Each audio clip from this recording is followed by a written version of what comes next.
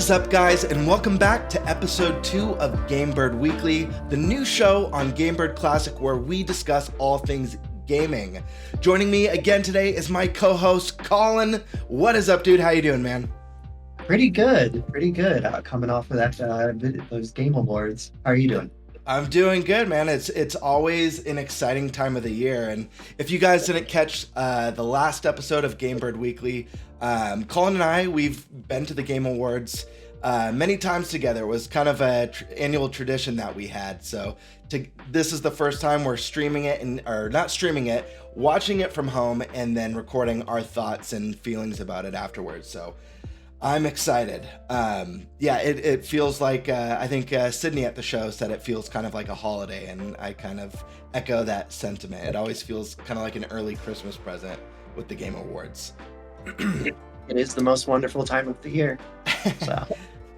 Game announcements always are. Now, we have an exciting show today. We're going to be covering a few topics.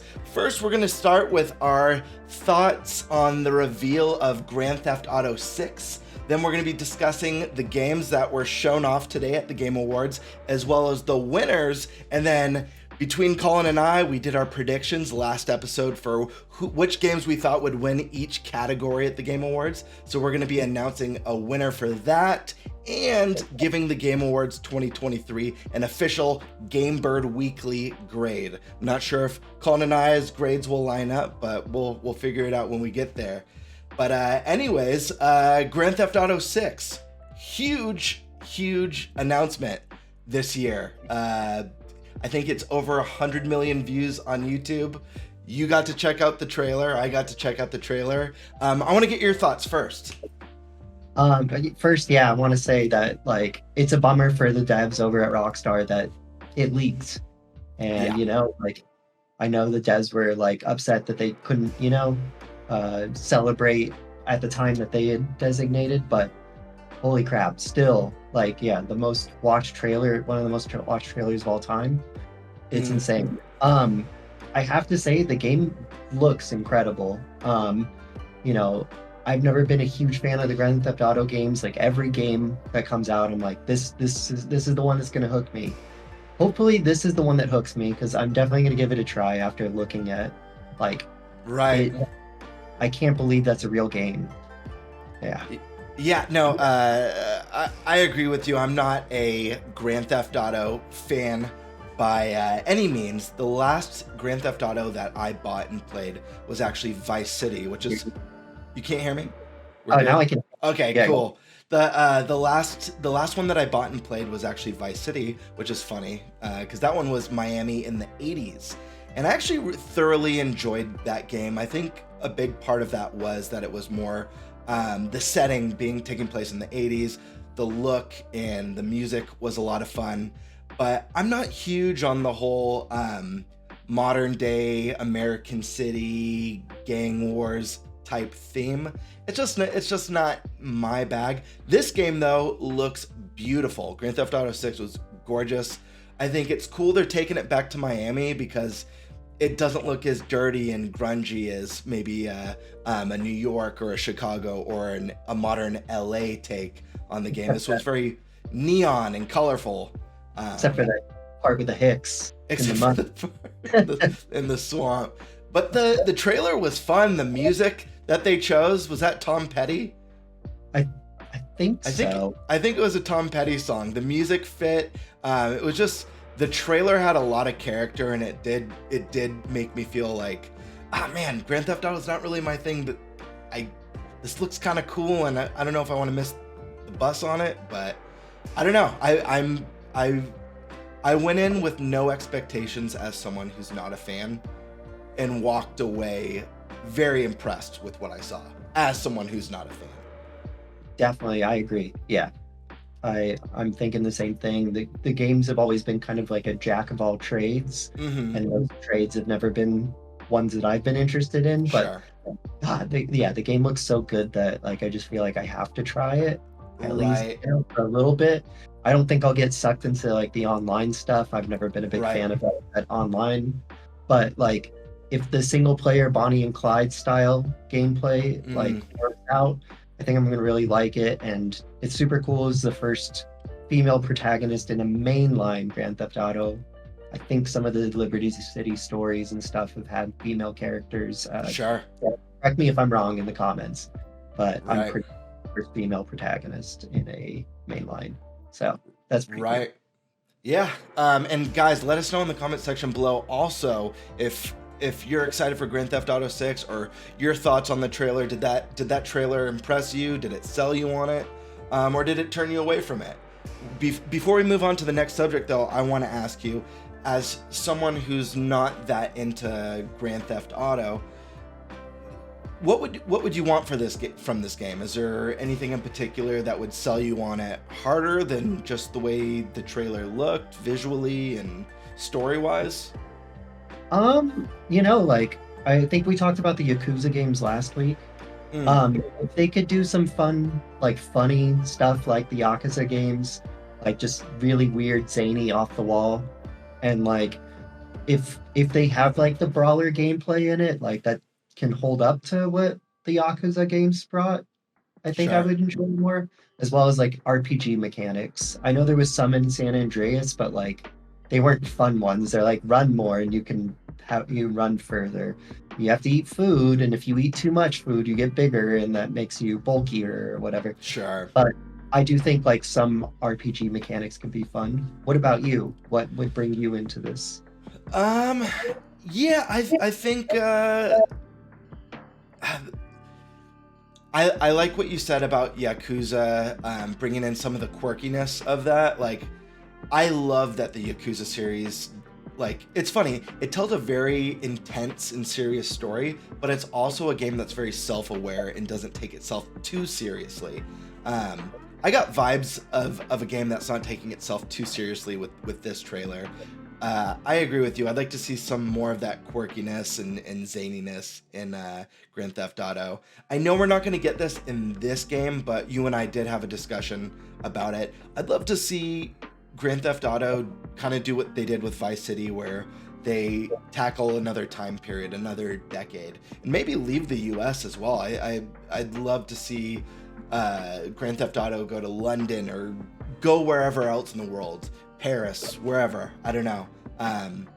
So I think adding some of that freshness into the mix would be really cool. But I don't know. With any game like this, I guess the big thing, a story that hooks me and immerses me, engaging characters. So that's pretty much up there for me. But yeah, we're not gonna sit too long on Grand Theft Auto, and I think we're gonna move on to our next topic, which is the things that were announced today. I wrote down and took notes on a bunch of stuff. Colin, I know you took notes as well, so if I miss anything after I go through, feel free to jump in and let me know whatever I missed. We did have a 30-minute pre-show. We got an announcement for Tale of Two Brothers Remaster, Rise of the Golden Idol, Pony Island 2, Usual June, Harmonium the Musical, Windblown from the creator of Dead Cells. We got Thrasher from the creator of Thumper, Dave the Diver Dredge, World of Goo 2, Metaphor Fantasio gameplay, Persona 3 Reloaded gameplay, and then we headed into the main show where we got to see Exodus, God of War Valhalla DLC, Big Walk, Keen Murray. We got a release year for Hellblade. No Rest for the Wicked from the creators of Ori. We got the big Sega reveal where they announced that they were going to be adding new entries to 4+ classic Sega IPs. We got DBZ Sparking Zero, the casting of Frank Stone, Visions of Mana, Rise of the Ronin gameplay and release date, Hideo Kojima's new game/movie experience, OD, in partnership with Jordan Peele. We got Jurassic Park Survival. We got Warframe Whispers in the Wall. We got Tales of Kenzera Zhao. We got Lost Records Bloom in Rage. The First Berserker. Black Myth. Is that what it's called? Black Myth? Black Myth Wukong. Wukong. Release and gameplay. We got Blade. We got Space Marine release date. We got Last Sentinel, The First Descendant, Zenless Zone Zero, Den of Wolves, Exoborn, Asgard's Wrath 2, Light No Fire, Stormgate, Final Fantasy XVI Echoes of the Fallen, The Rising Tide, which is out today, and the show closed with Monster Hunter Wilds. Colin, did I miss anything there? Or if you want to throw in any release dates that I didn't have? No, I think we're good. Yeah. Awesome. So it was a big show. They showed off like roughly 40 games, give or take a couple. A huge show. I want to ask you, Colin, out of all these games, what were the standouts for you? Like, what kind of got you pumped or excited? Or if there was anything that you just weren't expecting, I want to hear it. Yeah, I've got quite a few circled, so maybe we do a back and forth. Perfect. The game, you list one. I'll start with the game that I felt was probably like the coolest one that I saw, and probably my game of show. And what? That was Before you say it, I'm curious if it's going to be the same as mine, because there's a game that really impressed me. So go ahead. Is No Rest for the Wicked. Okay. Yeah, I thought this looked incredible. Like the team that made Ori, just incredible. Like they make incredible games, and just the medieval style gameplay, the art style was just so cool, and just seeing that like in a 3D top down environment, like super awesome. Like I can't wait to see more of this game. I think it's going to be, I don't know if they're considered indie. I know there's lots of talk of what's considered indie these days, but Sure. I do think like if it is an indie game, I think it's going to be one of the best indie games like around next year, if it comes out next year. So yeah. Beautiful. That is definitely mine.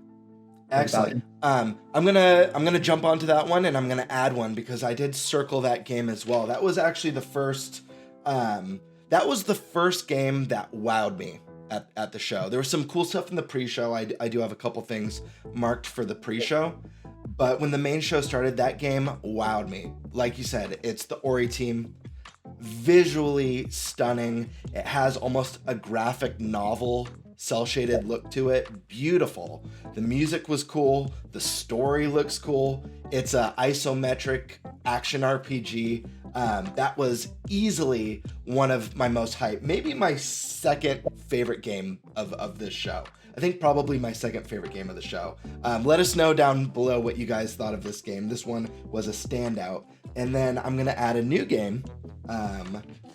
Similar in that it was very visually striking for me. And that game was, sorry, I wrote it small. The First Berserker. Oh, yep.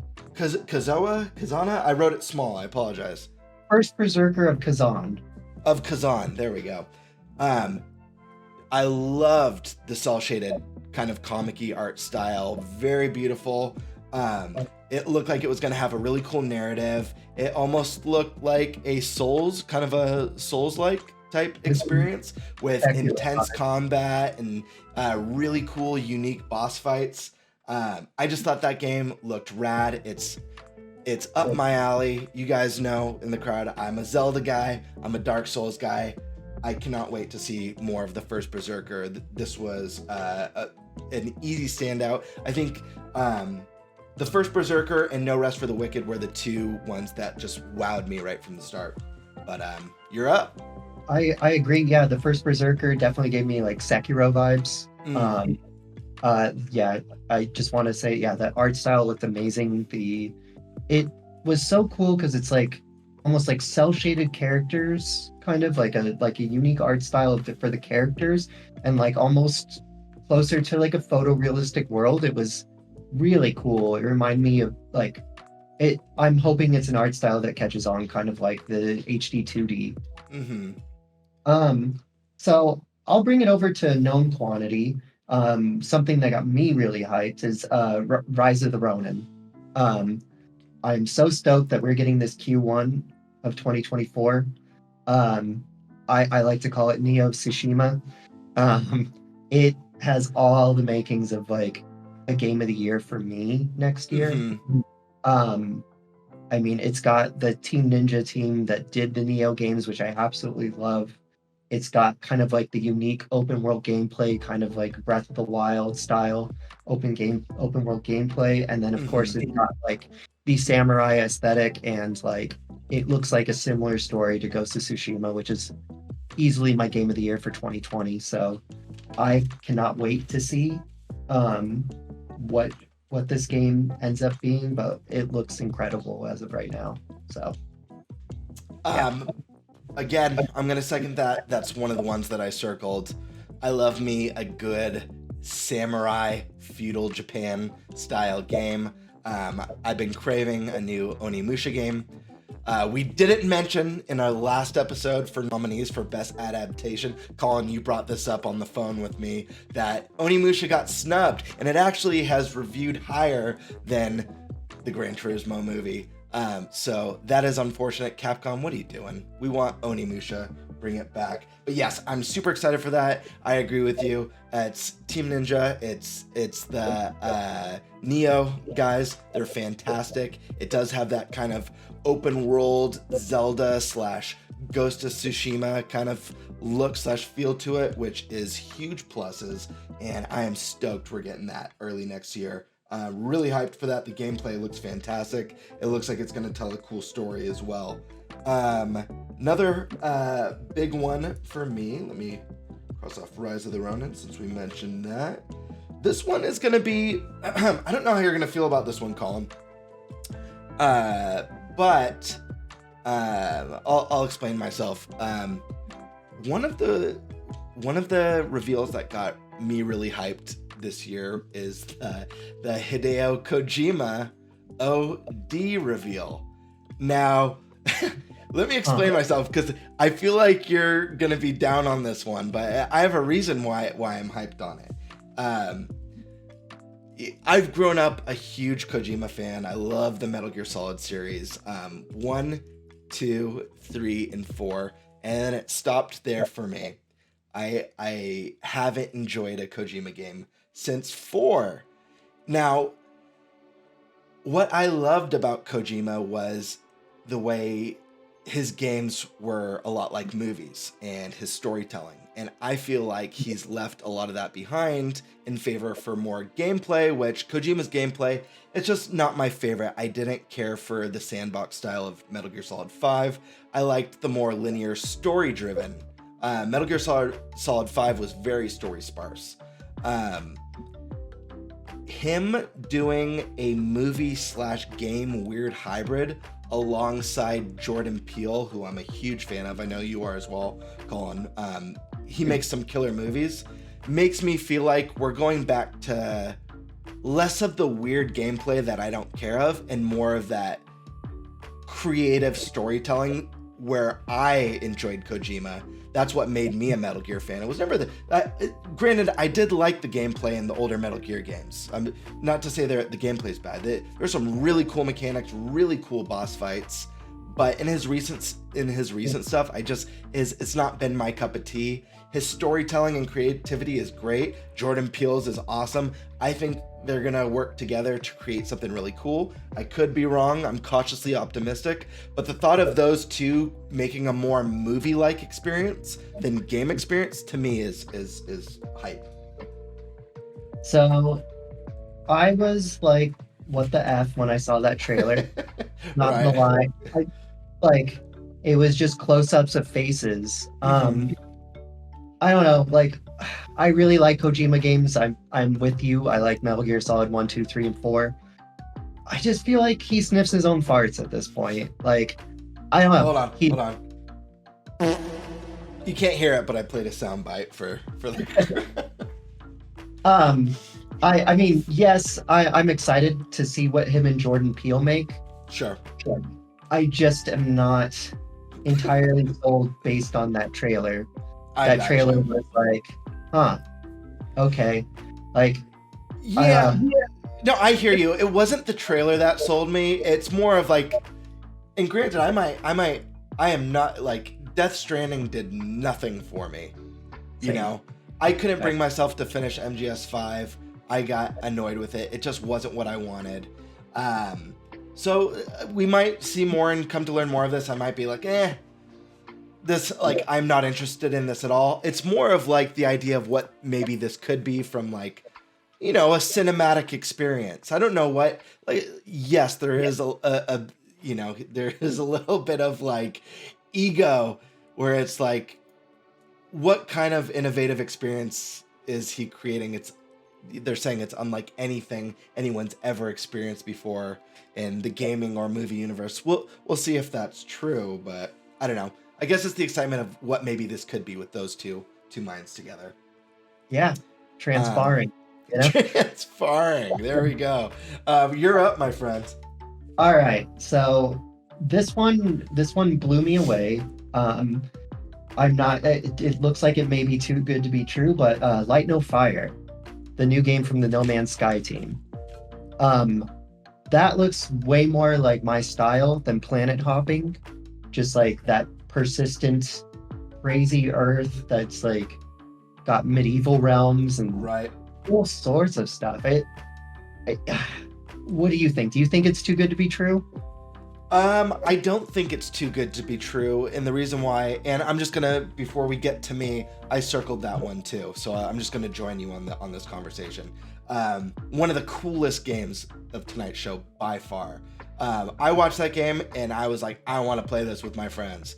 The game looked awesome. I don't think it's too good to be true because No Man's Sky was too good to be true. And look at what Sean Murray's done with No Man's Sky over the years. Like, yes, that game failed on a lot of promises, but boy, did they fulfill those promises over time. So, this game, like, I think Sean Murray's a smart dude, and he took that concept like he described at the Game Awards tonight of like this unbelievably like the sky's the limit universe, but putting it in one world where they don't have to worry about generating hundreds of thousands of lifeless planets. Instead, they could just focus on one truly open world explorable planet and make it an amazing experience. I think it's yes, it's going to be difficult like you said, but I think it's a much more attainable vision than No Man's Sky. Yeah, I agree. I think that they have the possibility to learn, like Sean Murray probably is going to learn from his mistakes with, you know, the launch of No Man's Sky. I mean, the one thing that, you know, obviously I wasn't thrilled on is that it said it was procedural generated at the beginning.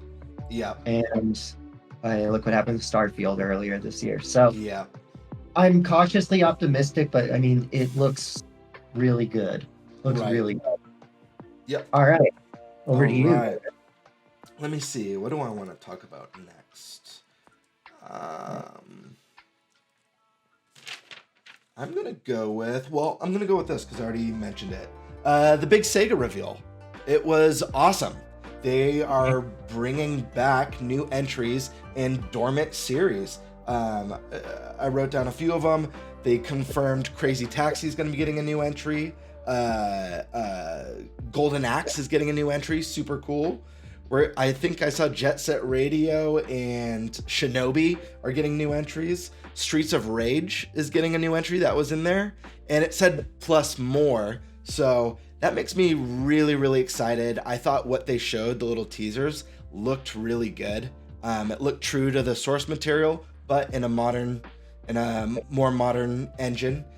You and I have talked before, like, Colin and I talk video games all the time outside of the podcast, but I know you and I have talked about companies that sit on these fantastic IPs and do nothing with them. We just had a discussion the other day about Capcom sitting on series like Onimusha or Okami, Beautiful Joe, like having all this really cool stuff in their portfolio that just never gets used. Sega's another one of those companies, so seeing this get announced, I know Sega teased they had something special.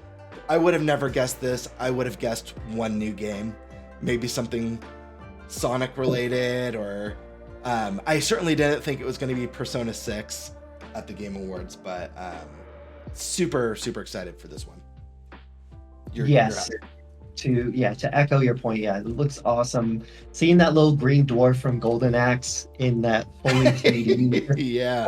so cool. Yeah, I mean, it's basically my Sega six pack. The Sega six pack come to life like in a modern day spin. I absolutely love it. I cannot wait to see how some of these games evolve into. Right. And I know people have really wanted a Simpsons hit and run, but I mean, Crazy Taxi is the game that kicked off that whole genre. So super cool to see that, like, we're gonna get a new Crazy Taxi. I don't know what it's gonna be like without the Offspring tracks, but we'll find out. I know that first album was killer on Crazy Taxi. It was. Yeah. Right. All right. So for my next game that I'd like to highlight, this is a game I've known about, but I think it was probably new for a lot of people at the Game Awards. Kojima Lu came out to present it. It's called Stormgate. It's a new RTS from the creators of some of the creators from like the StarCraft, the old StarCraft games and stuff. And it looks like the natural progression for a StarCraft game. I've watched lots of videos on this. I think that anyone that's interested in RTS games should definitely check this game out.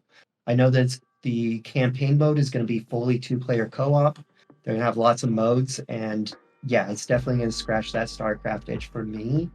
Some of the races look really cool in it, and the story trailer looked a little cheesy, but I'm here for it. I'm here for the cheese with the guy with the spinning around with his hammer and all the weird stuff. So super stoked. So yeah, Stormgate.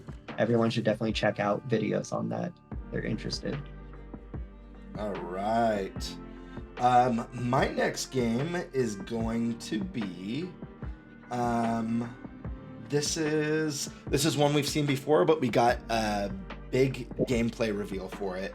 That is Metaphor Fantasio from the creators of Persona 3, 4, and 5, 3 of the greatest JRPGs ever made. Period. No arguments. That's an objective fact. This game looked unbelievable. It's got more of a fantasy twist than the Persona games do. Similar stylized art style. It looks like they're going crazy with the world. It looks like they're going crazy with the characters. The combat system looks awesome. I cannot wait to get my hands on this game. If you're a Persona fan, I'm sure this trailer blew you away like it blew me away. So that's my next pick. Yeah, no, that game looks incredible. It's definitely my most anticipated game. Yeah, I cannot wait for it. I'm a little bit surprised by like some of the action combat gameplay, but I'm here for it. I mean, I trust in that team. I mean, I'm wearing my Persona 4 shirt right now. Definitely one of my favorite games of all time. So I cannot wait to see, what this game turns out to be. The locations look really cool.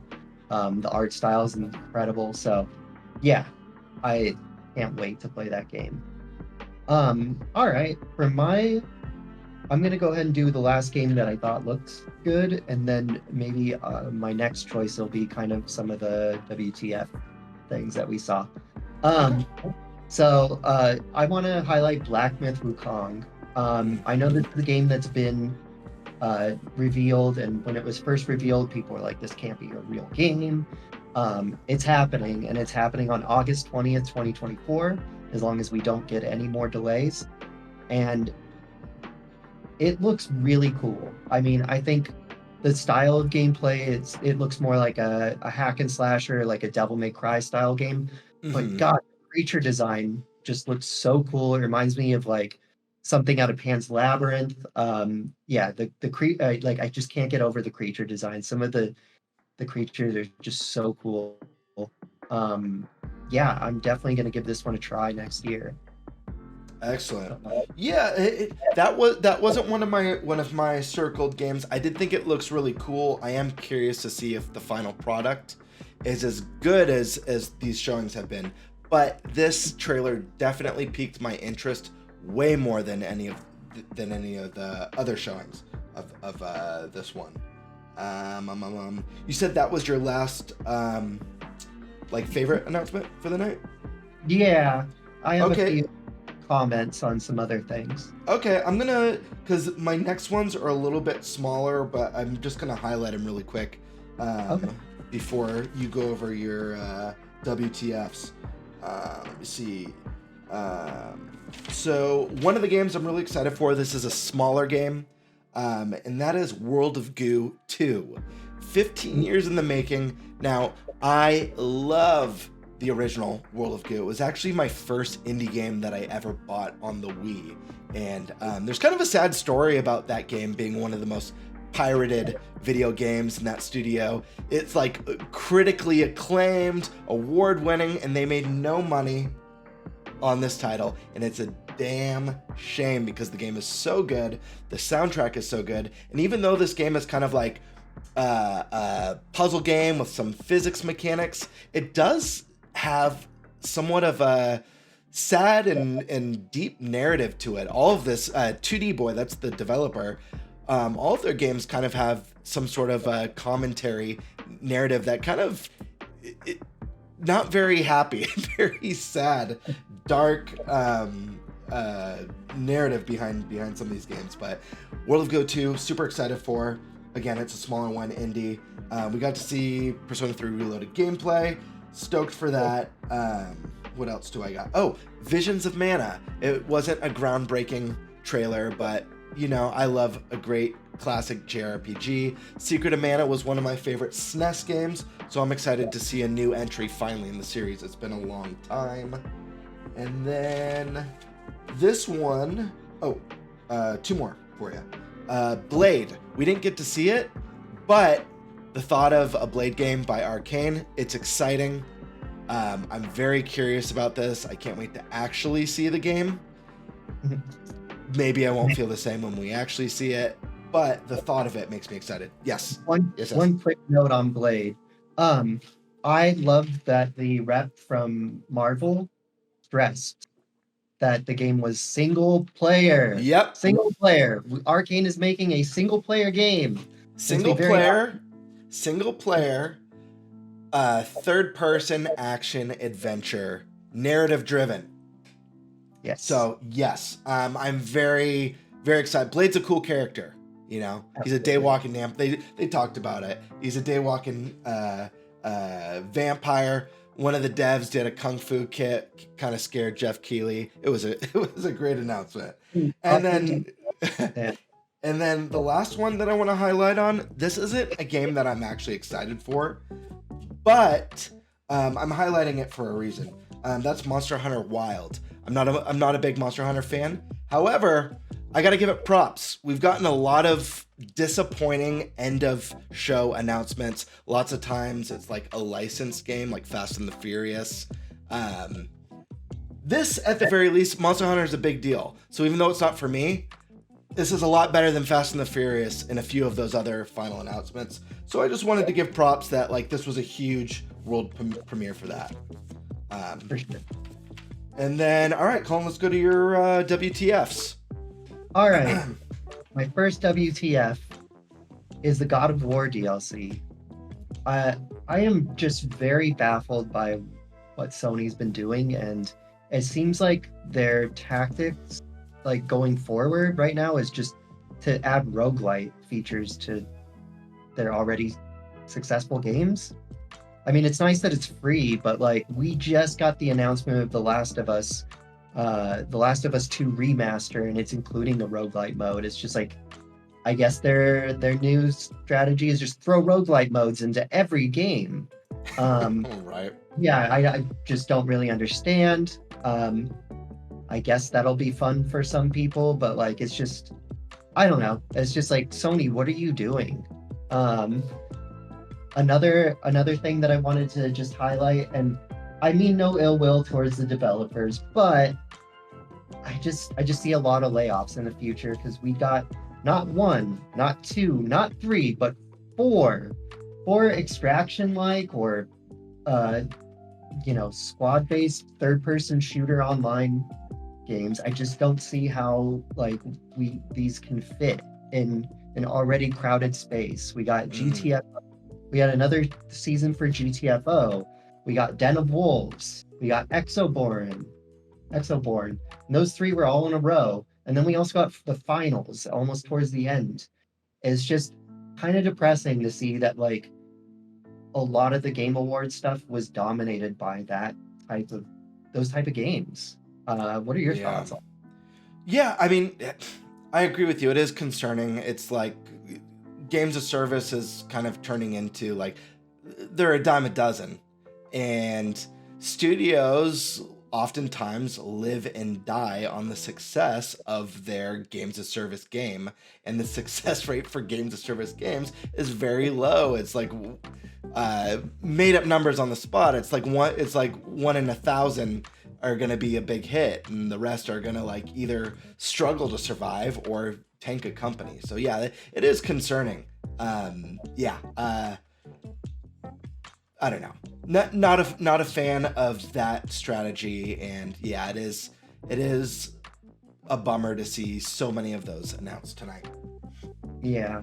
And then one other thing that like just kind of made me laugh really hard was when they premiered the Fallout show. Why does everyone use this quote? War never changes. They literally said that in the trailer. I just started busting up laughing. I'm just like, why does this keep happening? Why do people keep using that quote? It's just such a bad quote. It's so cliche.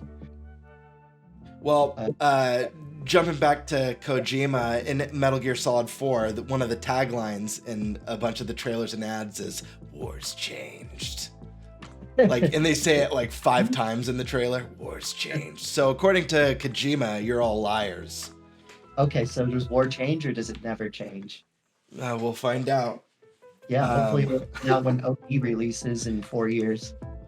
All right, so those were Colin and mine picks for the show highlights, the big reveals, the big announcements, the big gameplay reveals. I'm trying to think if we're missing anything. I don't think so. I mean, there was a lot of games there today, but I think we did cover the biggest. Yeah, a lot of appearances too. A lot of celebrities. I think we can both say that the most important celebrity that showed up was Gonzo.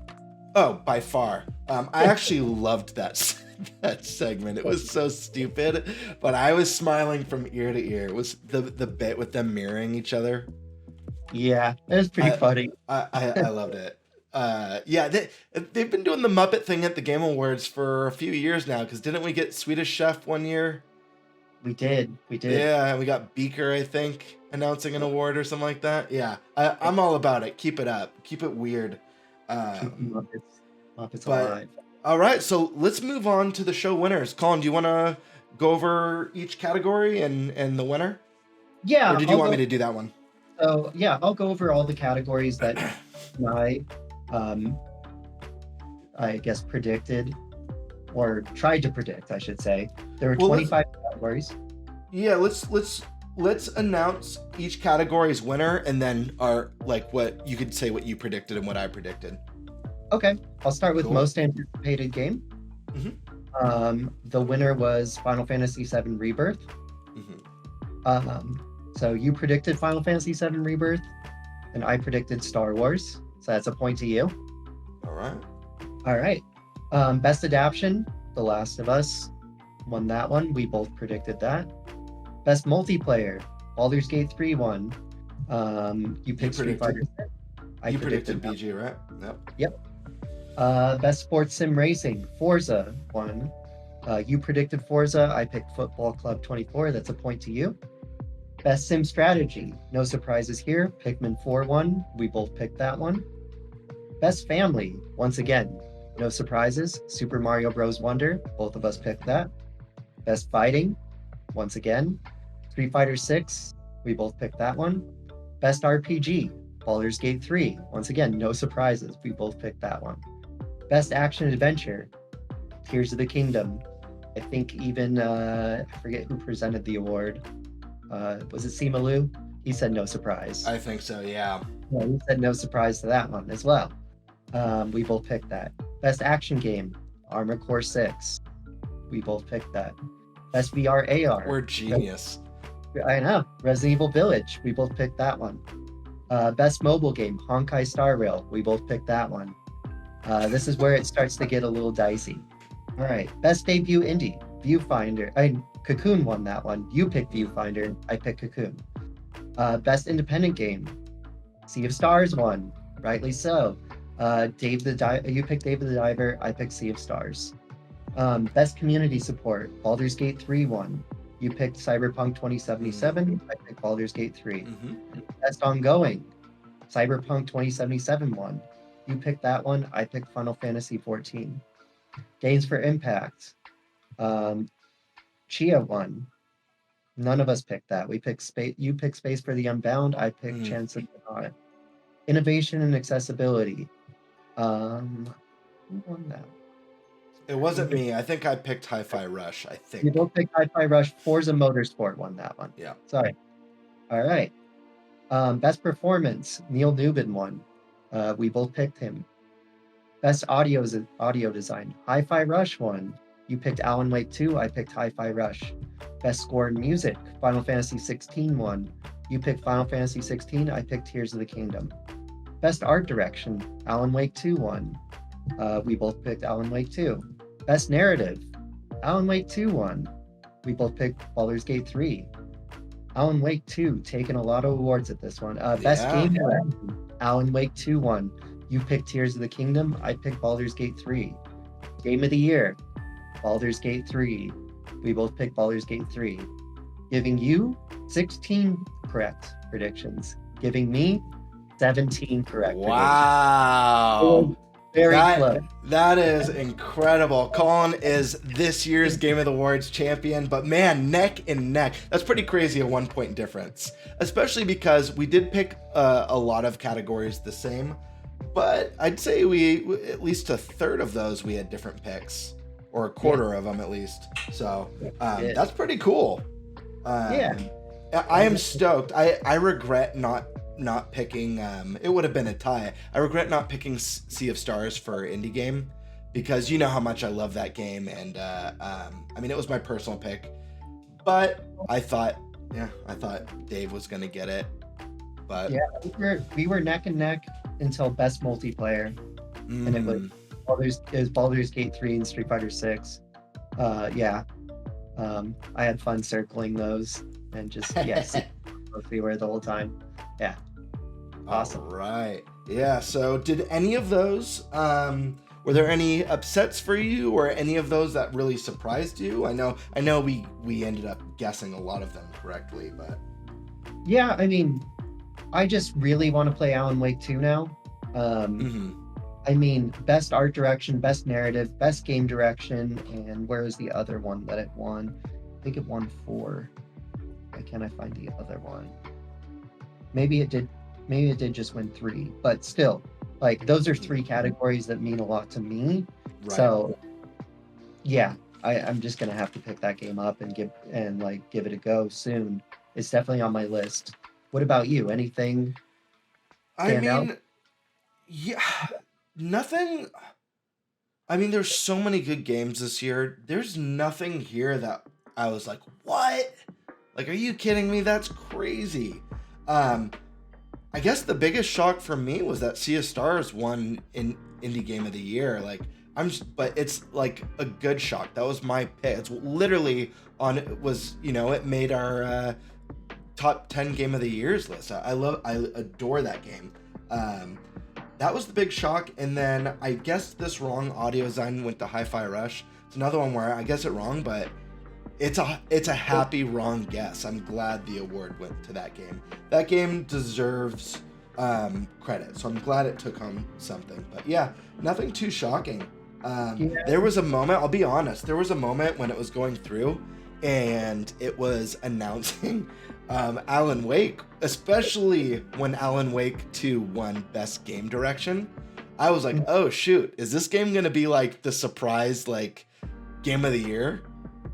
There was a second where I was like, this might actually be a huge upset, or maybe not an upset. People are loving this game, but this might be like a surprise win that dethrones the two juggernauts. You know what I mean?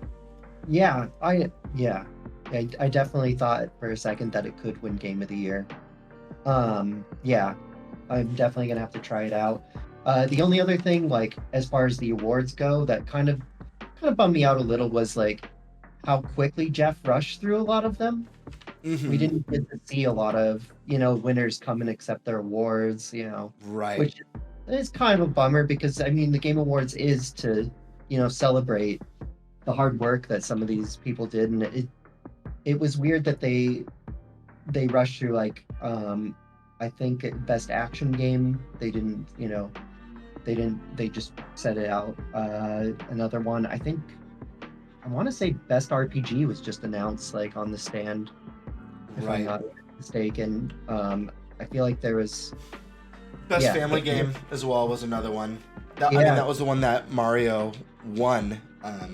Which is, I know Nintendo usually takes that category, but still, like, it would have been nice to see someone collect an award for Mario on stage. You know what I mean? I know Doug Bowser went up during the pre-show, but and correct me if I'm wrong.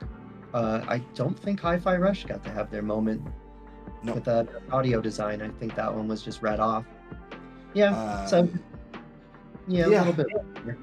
Yeah, it is interesting. There were so many games, and the show's really long already. It was roughly 3 hours tonight.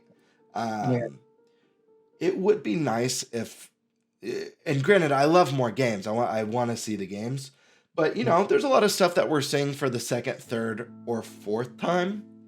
Maybe Hellblade 2 release window would have been better in a Xbox presentation, and that was time that could have been used to give recognition to, like you said, a game like Hi-Fi Rush. You know what I mean? But overall, so that's it for the winners. That's our picks. Colin won this year's. Let's give this a grade. Do you want to go first, or do you want me to go first for that? I can go first. Sure. So my grade is I don't know if you can see it on the screen there. I think I wrote it backwards. Yeah, it's a backwards 7. Yes. All right. So I give this one a 7 out of 10. It wasn't the greatest Game Awards, but it was good. It was good. I think some of the games we mentioned put it over. What would have been like a 6, but I don't know. I think that there wasn't anything with like a punch, that really got me like, whoa, 2024, I'm super excited for now because of this. But there were a lot of good little things. So yeah, overall 7 out of 10 for me. Okay. I'm going to be a little bit more generous and actually give this year's an 8. I really liked this year's show. I do agree with you. There was no one announcement that knocked me off my socks. We didn't have that. I don't know. Being a Nintendo fan, we didn't have that like Tears of the Kingdom moment, or if you're an Xbox fan, that Gears of War's announcement moment. Things like that. The thing that made this grade so well for me was the amount of brand new IPs that were in the. I feel like we're so used to seeing so many sequels and remakes and remasters and stuff within like very well-known series. Look at this list of games. Look at all the new crap we are getting. There's a lot of brand new ideas. Can you hear me? Now I can hear you. Oh, okay. How weird. What I was saying was there's a lot of brand new IPs and brand new ideas this year that I feel like we don't normally get that. We usually get a lot of stuff within the same franchises, a lot of remakes, remasters, and sequels. This year is like we went over, there's, the first Berserker and Blade and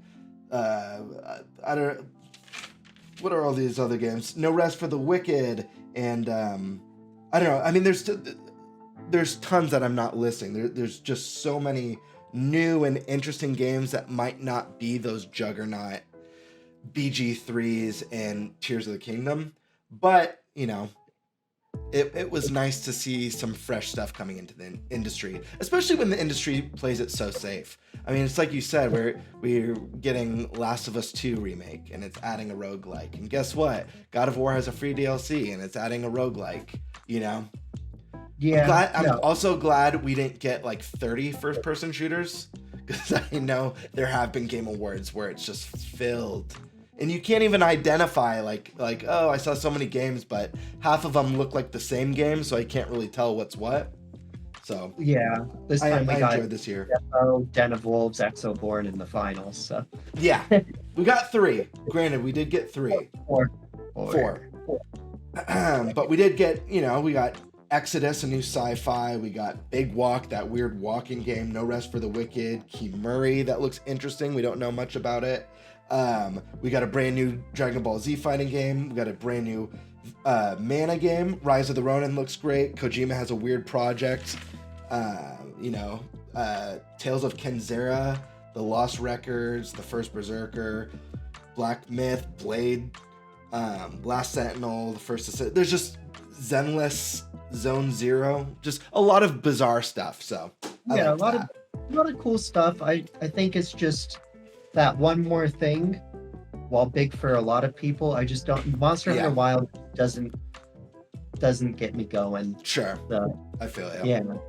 So I think overall 7 is where I'm at. Yeah. All right, folks. Well, that is today's show. We're gonna have a brand new episode of GameBird Weekly for you next week.